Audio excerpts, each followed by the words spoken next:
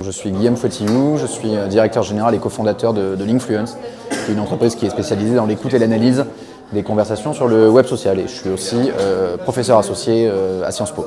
J'ai été invité pour intervenir sur la question de l'influence au cours de la présidentielle à venir.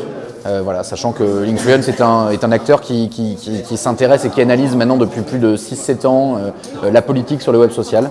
Donc ça a été l'occasion de venir partager avec les étudiants et les personnes présentes un peu notre vision de la politique sur le web et des mécaniques d'influence plus largement au sein de ce média qui est Internet. Un sujet qui est extrêmement large et qui permet derrière effectivement de voir de construire toute une diversité de prises d'intervention.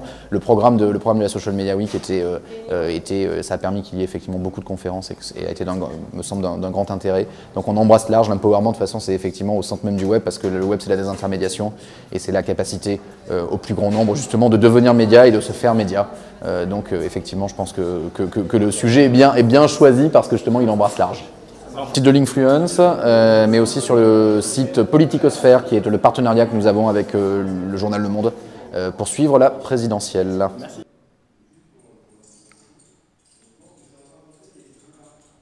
Donc en fait aujourd'hui on utilise beaucoup le code 2D. Donc, je suis Laetitia Gazelle-Antoine de la société Connexins. Et donc en fait on présente aujourd'hui un service qui s'appelle Mobile Paris, qui permet en fait avec son téléphone portable de rendre le mobilier urbain interactif. Autrement dit, c'est au lieu de mettre des écrans partout dans la ville, on utilise finalement l'écran de son téléphone portable pour interagir avec le mobilier urbain, accéder à des infos. Et on fait notamment dans le 4e arrondissement en ce moment à Paris une expérimentation avec la Poste, la mairie du 4, la RATP, les vélos, Vélib de JC Deco, etc. qu'on est en train d'équiper de petits stickers qui vont permettre aux citoyens et aux touristes d'interagir avec son téléphone, avec ce mobilier.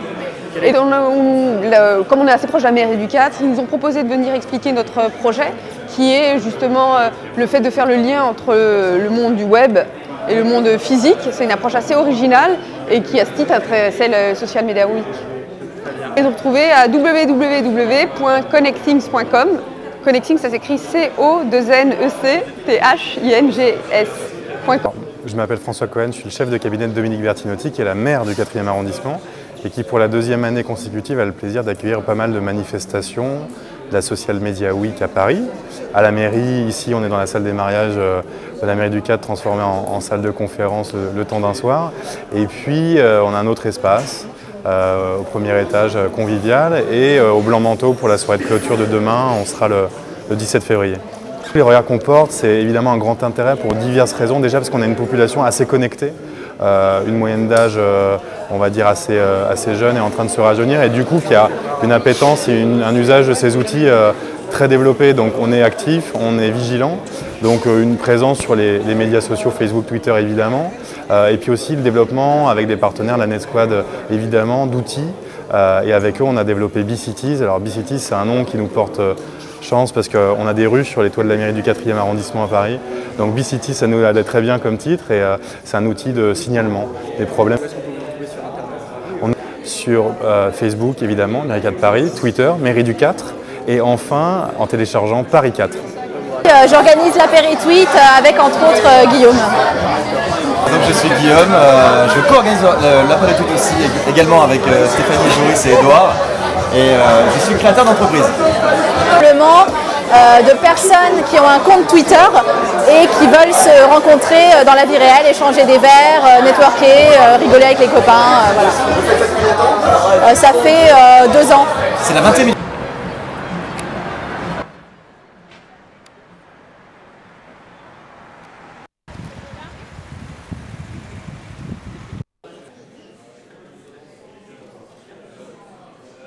Nicolas Péju, donc je suis directeur de la démocratie sanitaire et de la communication pour l'Agence régionale de santé d'Île-de-France. Et vous participez à la Social Media Week Dans le cadre d'un forum qu'on a organisé aujourd'hui sur la problématique de la santé, du web social et de la santé, qui s'intitulait « Les acteurs publics à la rencontre des e-patients ».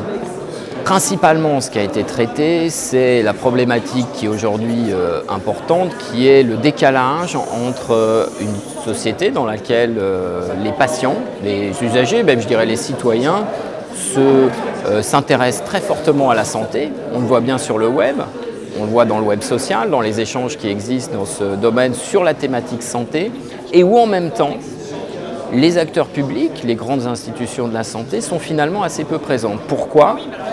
Qu'est-ce qu'on peut faire pour y remédier? C'était un peu les sujets du débat de ce jour.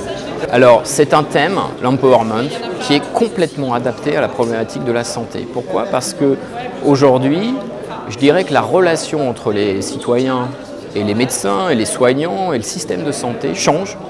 Et je dirais en grande partie grâce aux médias sociaux. Parce que finalement, à la fois à travers l'information qui circule dans le web sur la santé, mais surtout à travers la discussion qui s'organise entre communautés de patients qui deviennent des experts de leurs problématiques, à travers de communautés de patients qui s'interrogent sur leurs problèmes de santé, on voit bien que se crée une nouvelle relation et qui donne finalement plus de pouvoir, qui donne de l'empowerment au malade et qui lui permet d'envisager une nouvelle relation avec son médecin, qui n'est plus une relation de suivre strictement ce que le médecin va lui dire de faire, mais qui est de discuter avec lui, parce qu'il a discuté avec d'autres malades comme lui. Ça, c'est fondamental et c'est quelque chose qui change complètement le système de santé. Vous pouvez nous retrouver sur notre site web, bien sûr, ars-île-de-france.fr, de manière plus web sociale sur notre compte Twitter, le compte Twitter de l'ARS Île-de-France, l'Agence régionale de santé, ARS-IDF, sur mon compte personnel Nico Péju aussi Twitter, et sur un blog qu'on a créé aussi qui s'appelle Santé-Île-de-France, voilà, avec tout ça. L'optimisation, par exemple, des temps de parcours, on va l'information collectée par possible, on a l'impression justement pas de programme, donc je pense que les gens seront intéressés par la qui préparent aussi.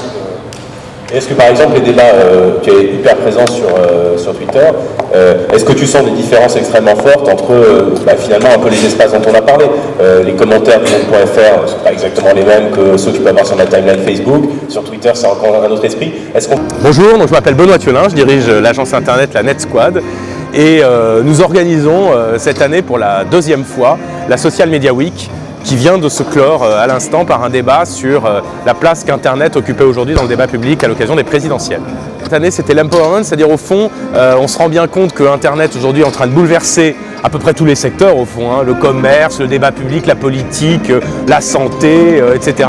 Et qu'une de ses caractéristiques c'est que cette révolution, elle ne fait pas simplement que bouleverser les choses, elle donne du pouvoir aux gens. Et c'était ça qu'on avait envie d'interroger, c'est la question de l'empowerment, en quoi Internet donne des nouveaux moyens aux patients lorsqu'ils discutent avec leurs médecins, aux citoyens lorsqu'ils vont voter, dans l'ensemble des secteurs, aux usagers d'un service lorsqu'ils veulent s'en plaindre ou au contraire le faire évoluer, aux consommateurs d'un produit. Tous aujourd'hui, grâce à Internet, ont plus de pouvoir. Et donc ce qu'on voulait interroger, c'est en quoi et qu'est-ce que ça change. Où est-ce qu'on peut te retrouver sur Internet? Sur lanetsquad.com et puis sur Twitter, @Thiolin en particulier. Je suis Vincent Glade, j'ai participé au débat sur la politique et le web, réseaux sociaux. Et je suis chroniqueur au Grand Journal et journaliste à Slate.fr. La politique, c'est le sujet de ce soir. Moi j'ai tendance à penser que Internet n'aura pas un impact extraordinaire sur la campagne de 2012. C'est juste un outil de communication extraordinaire, comme il y en a beaucoup d'autres. Le téléphone en est un, les newsletters en sont un. On parle des réseaux sociaux par exemple, mais les newsletters ont peut-être plus d'impact que Twitter finalement. Voilà. Et tout ça comme en 2007 où avec la vidéo de Ségolène Royal et son off sur les 35 heures, c'était un sujet d'internet, donc une vidéo d'internet qui avait occasionné un débat national. Là pour l'instant aucun contenu internet à part les tweets de Nadine Morano arrive à émerger et à faire parler les gens, donc c'est pas pour l'instant, la campagne sur internet n'a pas vraiment débuté et elle s'annonce pas très passionnante, malheureusement pour moi. Ça dépend pour les politiques, s'ils n'ont pas de compte Twitter ça fait pas très moderne, donc ils sont un peu obligés maintenant d'avoir un Facebook, un Twitter. Le Twitter c'est surtout pour informer les grands médias, enfin les journalistes disons, parce que c'est surtout un outil d'un micro-milieu, quoi. Ça mobilise les militants et ça informe les journalistes. Par contre Facebook, Sarkozy a 500 000 personnes qui le like sur Facebook, donc c'est un vrai outil de communication politique par contre. Où est-ce qu'on te retrouve? Pour moi, on me retrouve sur mon compte Twitter et mon Facebook essentiellement. Nicolas Aubrist, je travaille comme consultant en communication numérique, notamment pour l'Institut français des relations internationales, l'IFRI. J'ai participé à pas mal de conférences cette semaine, 4-5 conférences autour principalement Internet politique, Internet association et Internet hacker activiste. Bon niveau des conférences, bon niveau des intervenants. La thématique générale de l'empowerment et de l'utilisation d'Internet pour prise de pouvoir dans l'espace public était assez bien menée tout au long de la semaine, et avec de bonnes pistes de réflexion et une bonne interaction entre ceux qui font la communication dans les associations, ceux qui la font de manière un peu plus cachée avec les hackers et compagnie, et avec les médias, c'était intéressant de voir. On me trouve sur Twitter, Nobre, NOBR _. Voilà.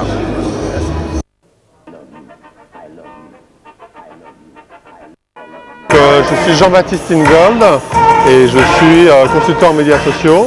Et j'ai un peu une sorte de conférence, notamment sur culture, culture 2, un peu décevant parce qu'il n'y avait pas de...